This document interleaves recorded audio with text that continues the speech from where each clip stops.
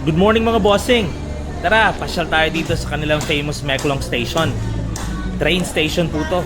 Nakita nyo magkabilaan. Market po yan, bilihan. Tapos ako naglalakad sa gitna ng Riles.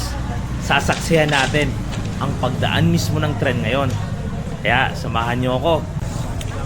Ayun, pumasok din ako sa looban para makita natin kung anong mga tinitinda dito sa looban. Yang looban na yan, dyan mismo dadaan ng tren mamaya. Ang daming tinda, mga damit, may mga gulay, may mga prutas, may yun, kapihan. Ayan. Kita mo, kala mo, mga bahay lang, ano, dumadaan talaga dyan ng tren. Ayan ang alimango. Na talagang sabi ko, wow, babalik ako dito. Di ko alam may alimango pala dito. Ayan oh, ang lalaki, ang tataba. For sure, fresh. At ang napansin ko din, maliban din sa mga isdang yan, ang daming turista. Sabi nga ng aking kasama, mga Japanese, Korean, ang dami-dami. Ayan. So, nagmamadali tayong lumabas. Kasi darating ng tren. So, mas maganda tingnan ang tren pag nandun sa kabilang side. Kasi dito, ipo-fold down yan lahat sila. Ayan. At ang ganda ng mga turista kasi syempre nasa Thailand, lagi nakasmile. Yun naman talaga, kahit di kayo magkakilala, magkatinginan lang, smile agad. Eto na, kailangan natin lumabas dahil darating ng tren.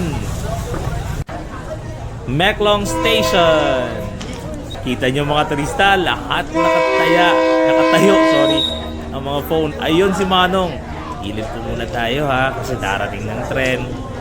Toot toot. Ayan na. Okay naman kasi hindi naman siya masyadong mabilis. Siyempre nakapag-break na, no? Pero puno yan ng mga turista din. Karamihan turista. Yung chill ride lang daw. Yan. Hello. At ang gilid niyan, pwede kang mag-breakfast. Diyan kami nag-breakfast. Pwede kang uminom ng kape. May mga yan, may mga beers.